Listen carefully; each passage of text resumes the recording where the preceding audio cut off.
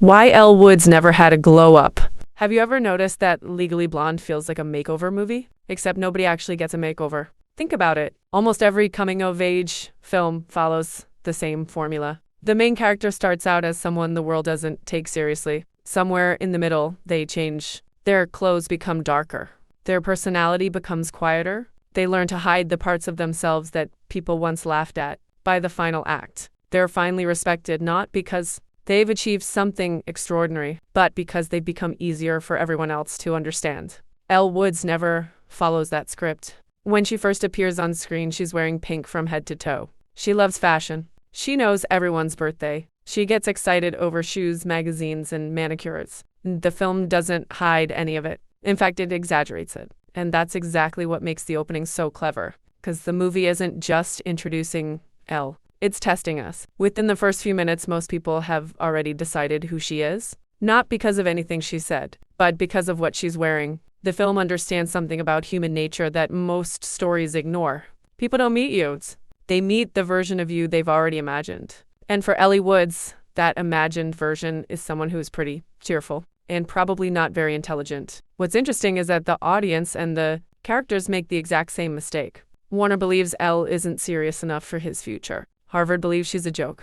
Her classmates assume she won't survive a week. Even her professors expect her to fail. Nobody asks what Elle is capable of. They've already written the answer before the question was even finished. Most movies would solve this problem by changing the character. They'd cut her hair, replace the wardrobe, teach her to speak differently. Maybe she'd stop smiling so much. Maybe she'd trade pink for black. Because cinema has trained us to believe that becoming successful means becoming less recognizable. But Legally Blonde refuses to do that. Instead, it asks a much more uncomfortable question. Why does respect always seem to have a dress code? Look closely at Elle throughout the film. Her wardrobe barely changes. Her personality barely changes. Her humor doesn't disappear. She still loves beauty. She still carries herself with optimism. She doesn't abandon the qualities that made people underestimate her. She simply becomes better at understanding the world she's entered. And that's a completely different kind of character development. Elle doesn't transform her identity.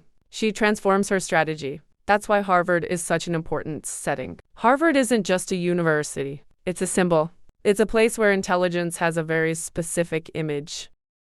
Authority sounds a certain way. Success dresses a certain way. Professionalism behaves a certain way. Everyone there is performing what they believe intelligence should look like. Elle is the only person who isn't pretending to be someone else. Ironically, she's also the only one who's constantly told she needs to change. The more I rewatch this film, the less I think it's about law school. I think it's about perception. Because perception is one of the most powerful forces in any room. It decides who gets interrupted, who gets listened to, who has to prove themselves twice, who receives a second chance. Elle enters Harvard carrying an invisible disadvantage. Not because she's incapable, but because everyone believes they already know her story. The fascinating part is that Elle never wastes energy arguing with those assumptions. She simply keeps collecting evidence against them. One good grade, one difficult class, one late night studying, one courtroom observation, until eventually people's expectations collapse under the weight of reality.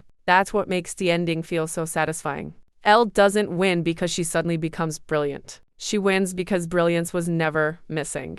Recognition was, and maybe that's why, Legally Blonde has remained so relevant for more than 20 years. It's not really about getting into Harvard. It's about refusing to believe that your identity has to shrink in order for your ambition to grow. Because the biggest misconception about Elle Woods isn't that she's underestimated, it's that she's changing. When in reality, the only thing changing is everyone else's perspective.